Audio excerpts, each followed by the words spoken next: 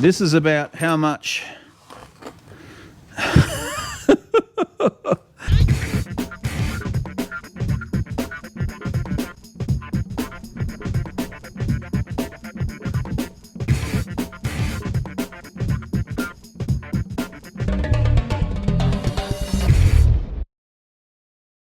Welcome to D-Mop Garage. We're back on the 54 again, and in this episode we're going to be doing a bit of primer work.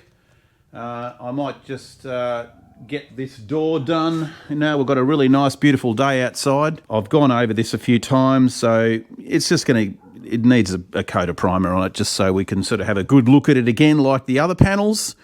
And this was really rough when we got it. It had a lot of rust in it, but you know, we had to save it because that's all we had. And yeah, so what we'll do is we'll take it out the front here, and I'll probably just hang it on my little janky rack I've got off those hooks here, and we can just hang it and go from there. But yeah, beautiful, beautiful winter's day here in Victoria, and well, let's get some painting done. Okay, we have a impromptu unboxing, and I'm not really in for unboxes, but anyway, EP013 spray paint, a gun, and... I saw this doing the rounds on Instagram and on YouTube on a few different painting channels, and I thought, you know what? I'm going to get one. It was like $130. I think I got the only one in Australia that was available. I went to the website and it was sold out. But this thing is insane. I don't know if you guys have seen it, but look it up. On YouTube, you'll see, oh, there's a few people doing reviews on it. Let's have a look. I just thought, you know what? I'm getting it, and we're gonna. Okay, it's got a couple of different tips in it. I mean, look, these things have been around for a while. The Wagner, you know, style gun is very similar to this, I would imagine. But from what I saw, it sprayed unbelievably. So we're going to set it up. And we are going to spray some primer with it. So, yeah, why not, hey? We'll give it a crack. Let's see what sort of volume and coverage it can do. I'll set it all up. I'm trying to do this one-handed now, but I know that clicks in like that. But, yeah, I'll bring you guys back in when we're ready to paint with this thing. Righto, so Sebastian's going to have another crack, and he's going to be using this gun for the first time. So let's see how he does on the door. We'll pick that up. Hang on a sec, let me get my mask on.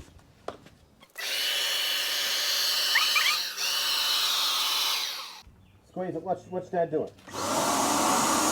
See? You've got to really squeeze it.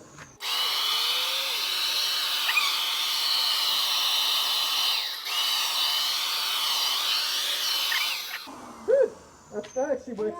Okay. Over here. Okay. Now let me do it, watch me. You've got to really squeeze it hard. And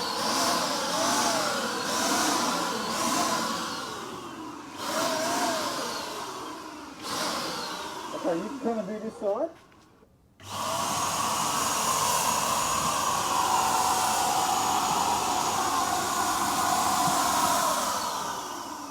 Okay? Oh, we unplugged it. Ready? 3, 2, 1. Okay.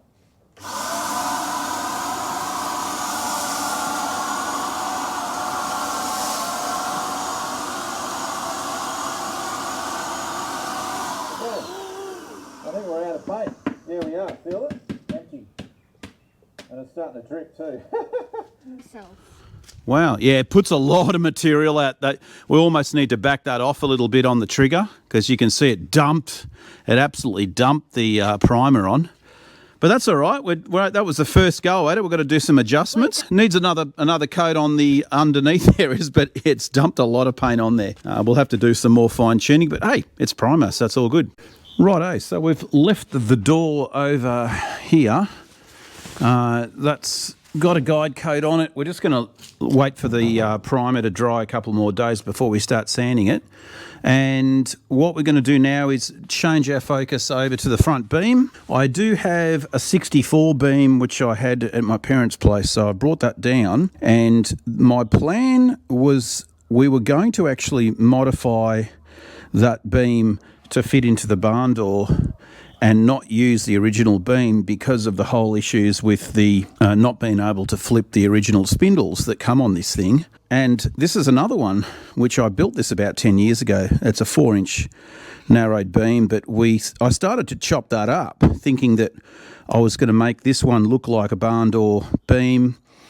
And what I've just discovered now is these distance between this and this is exactly the same as between here and here. So late model, early, doesn't matter. So what I've decided to do, and this is going to be a lot easier for me, is use the original beam, and all I'm going to do is grab the arms off this one and the spindles. Those spindles I can flip, so we can get our 2.5-inch lowered front end, doing it the conventional way, which is safe, and I like it.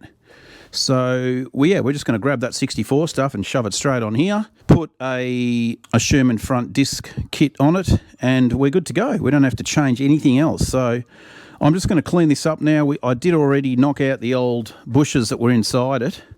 I have these bushes, which are the acetyl plastic ones, and they're in good condition. So we're going to use those and put them into here. I'll sandblast this, paint it black, and we're good to go. So next thing is going to be, we'll just have to disassemble this and use the arms and spindles and obviously clean them up. And you can see they're pretty damn crusty. So I suppose the first thing we're going to do here is put a bit of WD-40 on all these bolts so that we can get these apart. So yeah, let's get going. A few moments later. Wiping the grease off my hands, we have this pulled apart, and probably the first time I've ever pulled a beam apart and it's actually had proper grease inside it, inside the spring packs here, and in reasonably good condition too. So the arms, let's have a look here. Yeah, I think these suckers have been in pretty good condition. They've been taken care of, which is good. Interesting for the people playing at home for this sort of stuff, the 64 arms, the lower arm that the shock mounts to is totally different to the barn door one, but the top one seems to be exactly the same. So that's a bit of an interesting tidbit. I'll just confirm it now. We'll grab this one here. They are very greasy. Let's just grab this. I'm going to take the ring off it. The dust ring. Oh God, this is hideous. Yuck. Okay. Bit of discoloration there, but man, these look in really good nick. Now let's go and put this over to the barn door one. I'm just going to put them on the ground because I don't want any grease near that thing. So place that there. There's the top arm. I reckon they look to be exactly the same. Hang on a sec. They might be.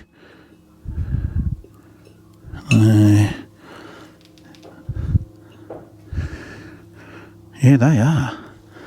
They're exactly the same. Now, where they're different is this part here. That's got a recess, little recessed area, and that one doesn't. So that's the only difference, but in terms of length, we're looking pretty good. Now, also machining, no, they're probably the same. Let's just measure them up with a vernier.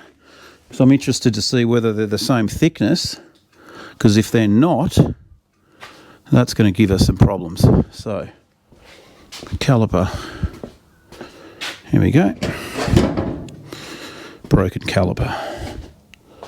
Let's just do a quick measurement here. So barn door,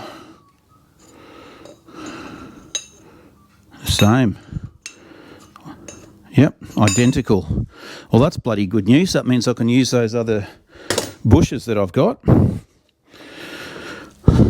Very good news. So they're not going to get used, obviously. We're just going to stick with the 64 arms, and they're going to go basically straight in here like that. And we'll basically flip these spindles. Now, for people that haven't seen the process of flipping the spindles, I will do an episode on that. You do need quite a few tools to enable to do it. Definitely the press. So you do need one of those. And we do the non-welding method here in Australia because you're not allowed to weld suspension componentry at all. I know in the States they just do some crazy stuff with their flip spindles, but yeah, we have to do it a different way, a different method, which I think is probably safer. Anyway, okay, we'll clean this mess up here and start the cleaning process, and then we can get this thing painted, and then we can, go from there. And the next thing now is the spindles, the 64 spindles. We need to press those apart, and I'm going to show you how to do that, and then we're going to flip them, put them back together, and then they will be our spindles for the single cab. Now, being that there are 64, they do have the different stub axle on them. You can see here it's a very tapered one, and the nut is a 19mm nut as opposed to the earlier model ones, which were straight spindles, and they had a bigger nut on them. Now, I think the barndoor spindles, which are over here, you can see here that they're a totally different setup. They have a bigger nut on them, a 22mm, I think it is, and the shaft itself is dead straight. So, unfortunately, these ones we can't use. Yeah, we can't use any of that stuff. It's just too far gone, and also these aren't flippable anyway because they're a different style, a different design. So, so I think what we'll do now is we will clean up these these spindles because they've still got a lot of grease and stuff on them. Clean them up, and then we can use the press to press them apart. Okay, we are going to do a spindle pressing apart. As you can see here is the spindle. What we've done already off camera was remove the bolt here, and what happens now is this top section here is just a straight in shaft that goes inside. That bolt stops it coming apart. So you take the bolt out first, and then what we're going to do here is put a pin through here like that. We're going to put it up through here.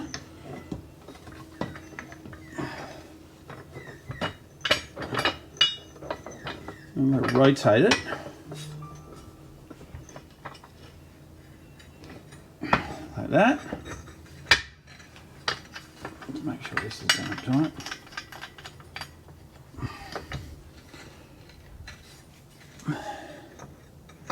Just like that. And then I've got this plate that I've made. It's pretty ghetto, but it works. That just goes straight over the top, and it's going to press down on the two tangs either side here. It's going to literally just sit like that. Put a couple of spaces like that, and then we can crank away on our... It does make a big bang, and you think you've broken something, but it's not the case. Now you've got to make sure the whole thing's square too, so we're not quite right here. Crank away, and it will make a noise. You'll see it release.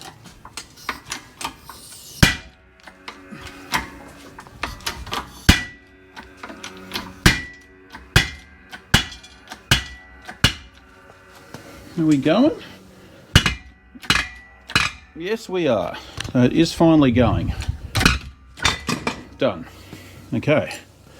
So yeah, that was just a little bit more difficult than normal, but it did come apart. So you'll see here, there's the pin, and that just gets released straight out of... there we go, just going to show you. That just gets basically pushed out like that. Then all we do now is we take out the little boss in the middle here. This part here ends up going, so what we end up doing is flipping it. We'll get them on the bench, do the other one, and I'll bring you guys back in when we've got them a bit cleaner too. Right, so we're over at the bench and we have the spindle apart. Now, when I actually did find a kit of BBT bushes, which is really cool because I thought I didn't have them. That's them there. So we do unfortunately have to change the bushes in this because they are no good.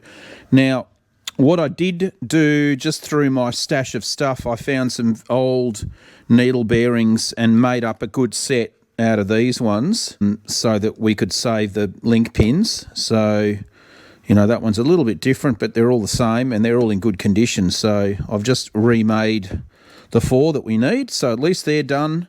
I did have to press out a collar on the inside of that. I did have one brand new collar to press in because one of these ones was completely gone. Oh, I just lost my fibre washer. That's the fibre washer that actually lives on there like that. We'll take him off for now. Go, out you go. Get off. Right, so now how do you know if you have too much slop? I'll show you right now. So what's going to happen here when we actually flip the spindle, instead of it being that way, right, and then you have your little spacer in here like so, what ends up happening is this part, instead of this part being here like that, it's going to end up like this. I'll show you. So that gets spun around like that. That goes into here like that. And then this part here comes in through the bottom. And then you end up just welding or tack welding or MIG, what do you call it, TIG welding, whatever, a little cap on the top of here just to stop water and crap getting in here because this is going to be upwards. So how do you know that we need to redo these bushes? So we have a brass bush in here, we have a brass bush in here. They have to be pressed out and we've got to press in these new ones, okay, to there. Now, the reason you know is when we go and put this into here, right, goes in pretty good. Now watch the slop. See if I can make it obvious for you. You can see that rocking. Doesn't seem like a lot, but in a suspension component, that's way too much. That will transfer to, like, you know, wandering all over the road basically. So that's got to be a lot tighter than that. And you can see if we put it in through here as well, you'll get the same problem. And that's even worse. Look at that. Whoa. So that's a lot of play, okay? So we've got to fix that. Now, I do have some special reamers, which I did have to buy quite a few years ago when I was doing a lot of flip spindles. And they're adjustable reamers. I've got 2 of them. And I also have a special tapered reamer for where the tie rods go in. This hole here has to be modified as well. So that's the main one I use to do these brass ones. And these suckers are really expensive. I think I bought that second hand and it was still like $300 or $400. So brand new, they're like $700 or something crazy like that. So for a good quality one, forget about the ones that, you know, the cheapies. So anyway, you can see there that that's definitely no good. You can also put this into here as well. And you can see, same deal, really bad. So these have to be a real stiff, tight fit. So anyway, that's what's going to happen. So what we need to do now is press out these 2 brass bushes, which is pretty easy. You just grab yourself a socket and place it on here and then just put it in the press and squeeze it out. I've got that little tool here. You can just, I think that one just sits in like that and it'll just press it out. All right, let's get them done. So what has to happen, the reason why we can't just go and press this straight back together as it is because when this goes to rotate, you can see, bang, hits here. That side there is fine. That clears no problem. But this side here, you can see hits. So we do a combination of a couple of things. We grind a very, very small amount of metal off the spindle. We don't go hacking into this because you don't want to weaken this piece, and we definitely don't go and weld another piece of metal on the outside here, which a lot of people do It's not a good idea. It's actually illegal to do that in Australia. You're not allowed to modify or weld onto an existing suspension componentry. It changes the properties of the metal by welding, by adding a heap of heat in there.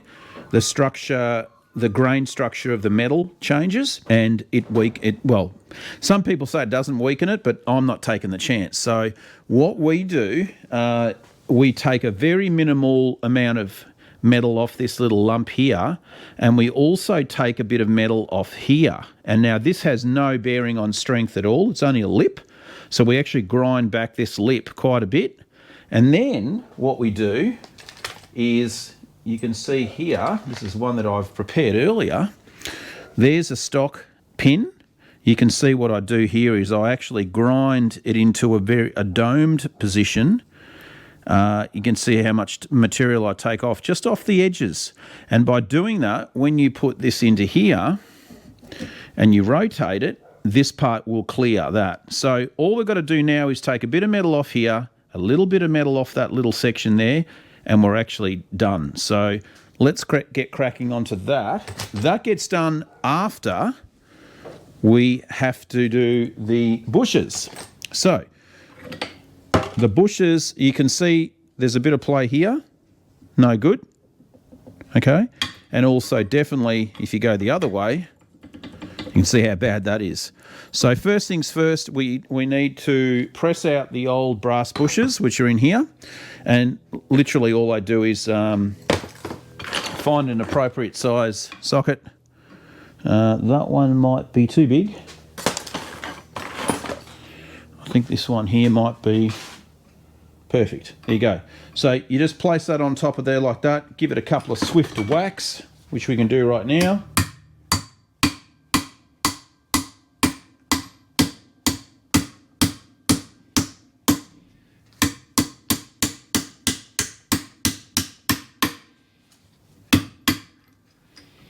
And out comes the bush. Okay, so we've got some new ones of those, obviously, we're going to be putting in.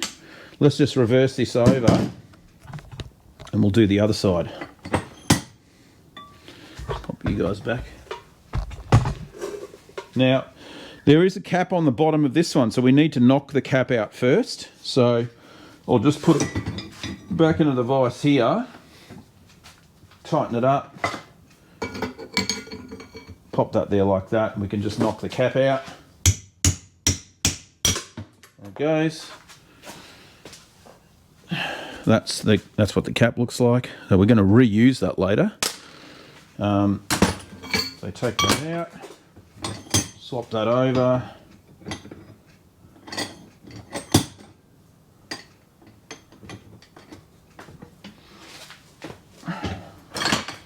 Pop that back into there. This one came out very easily. There it is. Okay, so next we're going to knock the new ones in. Take them out of my little kit here. Knock the new one in.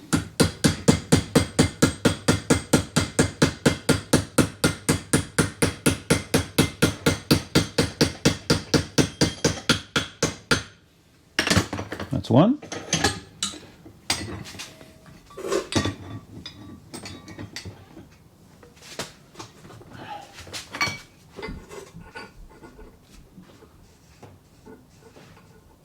And they do have a little hole in them, which has to align up with the grease nipple.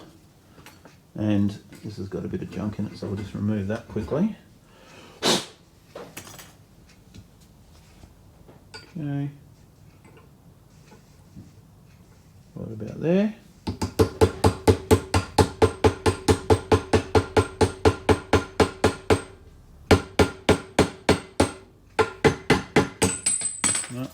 Sometimes they'll go in crooked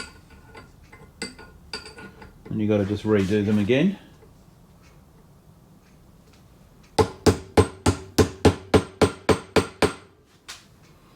Still crooked.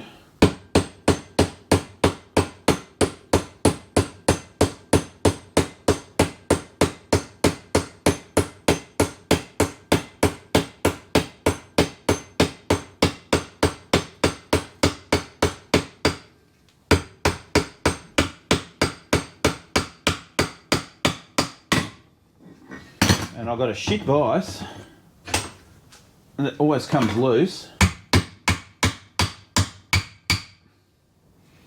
Okay, done. Now, first things we've got to do is, obviously now if we go to put this in, it's not going to fit. It gets past the first section, but you can see there's a big, dirty, great big lip. We have to now ream these brass bushes, and it takes ages. Yesterday I did the other spindle. That's actually already finished. And it took me a good part of 4 hours to do these bushes. It's just a really long process because you can't rush it. And if you do, you're going to end up going past the point of it being tight, and then you've wasted all your time and you've got to go and put another set of bushes in. So this is my reamer. This is the one that I modified. I've actually just welded a little shaft on it. And I use this little doovie whacker here.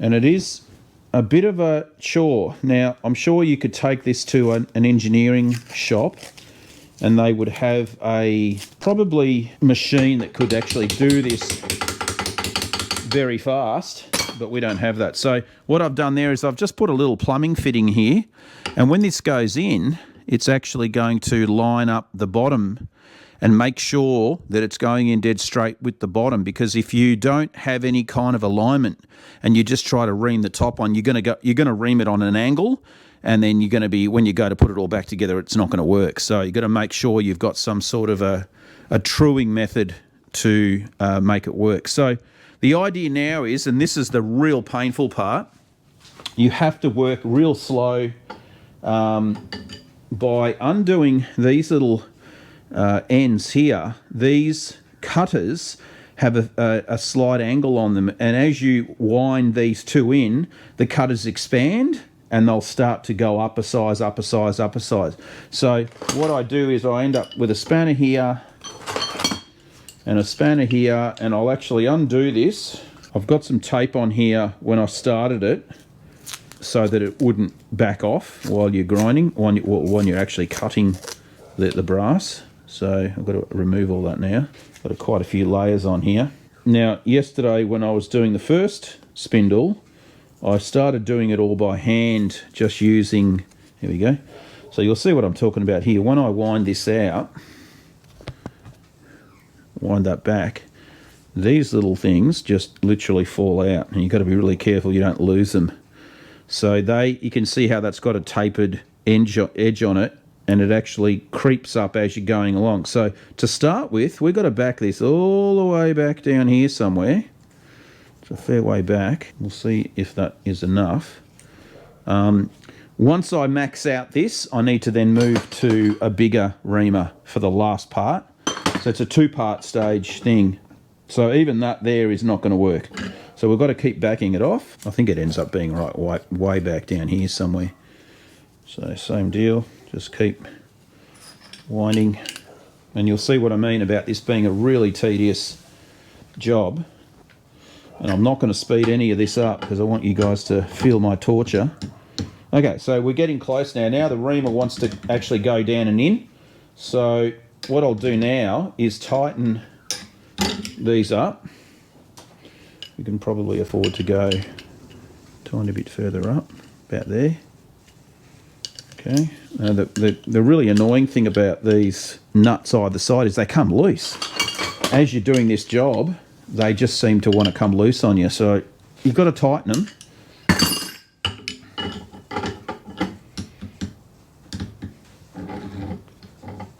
Okay, so you'll see what I'm talking about here. This is the bit that is just yuck. And it gives you a real workout too. Bit of WD-40 in there. This is what we do.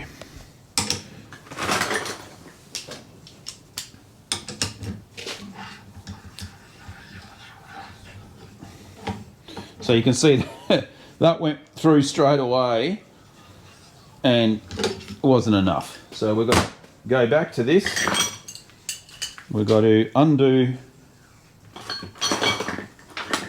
this,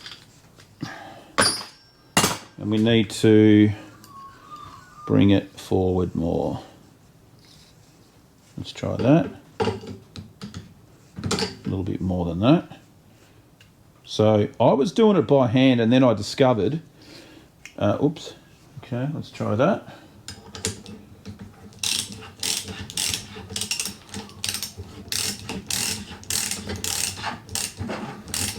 Now once it's in, you can tighten it a bit more.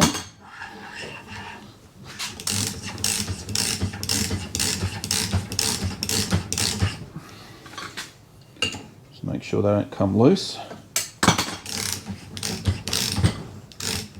And don't hit your elbow on that vise either, because it'll hurt.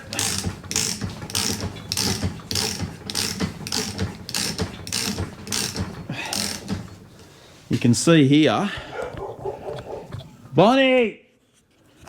You can see here how much shavings come off.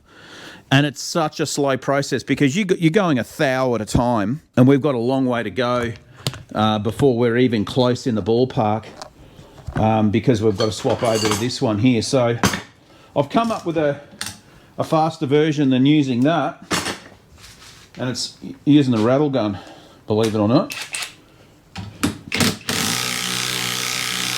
Only problem is doing this method, these nuts come loose and they become very annoying.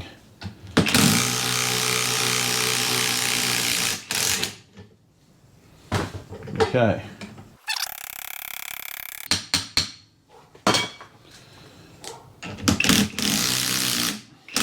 Now when you go backwards, you inadvertently undo the nuts.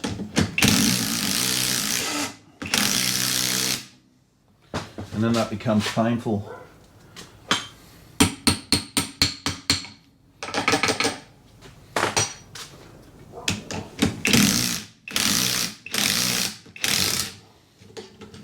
Okay. So then, now that we've done that one at this size, then you got to go flip the spindle upside down, ream the other one, and then go back, forward, back, forward, back, forward. And you're looking at, 3 to 4 hours to get this thing to where it has to go. So, and you've got to take your time. If you actually wind this up and go, oh, screw it, I'll just go, a mil, then you really run the risk of either snapping these blades or going too far, and then you've wasted all your time. So it's just a really, really long slog, going back and forth, adjusting, going back in. You feel the pain. I think that's why they charge so much. You take this to a machine shop to get your spindles flipped. So anyway, I'll bring you guys back in when both of them are getting closer, because you do not want to see this in real time. Okay. 2,000 years later. Righto guys, so after a couple of hours, we are, ta-da, done. You can see this is about how much. Yep, that's how much brass you have to take out of these suckers. That's what they start, and that's what they end up. You can see there's not a lot of wall thickness left anymore. That's a brand new one. Anyway, we got everything perfect. These slot in absolutely perfect. Look at that, no slop. Same with the bottom one as well. Oh, it's starting to rain outside. Anyway, we can now continue the job once we pull that out. There we go. So the next thing we've got to do now is the grinding. And I'll show you what has to happen here is we get our little fibre washer. So fibre washer on here. This part here is going to go in here. And get it in. There we go. Now what has to happen here is we've got to grind some material away on the side, and what we're going to do is take a little bit of meat off the side of these on both sides. We'll chuck it in the vise here like that.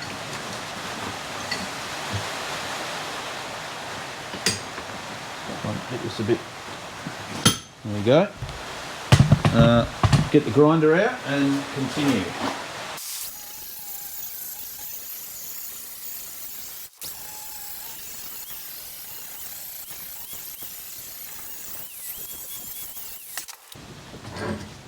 So you can see, haven't taken a lot off it, just enough to angle it. And then now we're going to put this in the vise and we're going to take off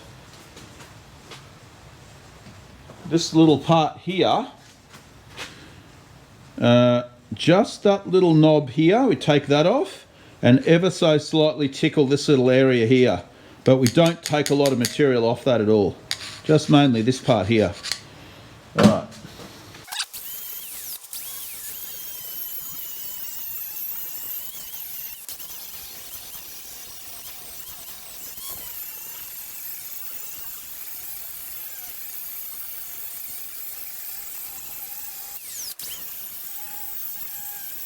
Okay, let's have a bit of a look and see how we're going with clearance here. You've got to make sure you put your little doobie whacker in there. This is going to be hot, so gotta be careful.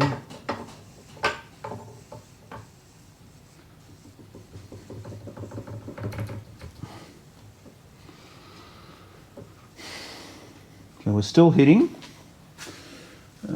just in the middle section, just above the hole. And if we rotate it the other way, just at the side there. So we've got to take off a little bit more material just in this section here and a little bit on the side there too. So keep going. But you're not taking a lot off. You can see where it's hitting, just in there. Okay. So it just needs it right in the center. And again, we can still take a little bit off here. And same on the other side here. So let's try that.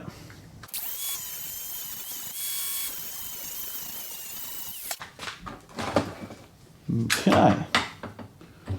Let's see how we fared.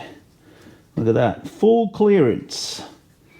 And we want to make sure that we're not super close, but that looks good.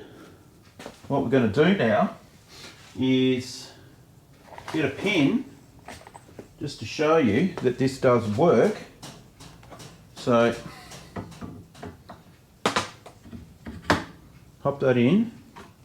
Now what we do is you can see here how I've ground off that little corner, and that just gives us enough clearance for it to work. Now we are just touching that side, so we might have to just do a little bit more, because I have got 5 shims in here. Now you might not end up using all 5 shims behind this, and if you don't, well, you'll have more clearance, but maximum I've put 5 in. So we're just touching right there, just a tad. Let's see what happens on the other side, because it can change. Yeah, see, that made it then. That's no problems on 5, but we just need to take off a tiny bit just in the middle.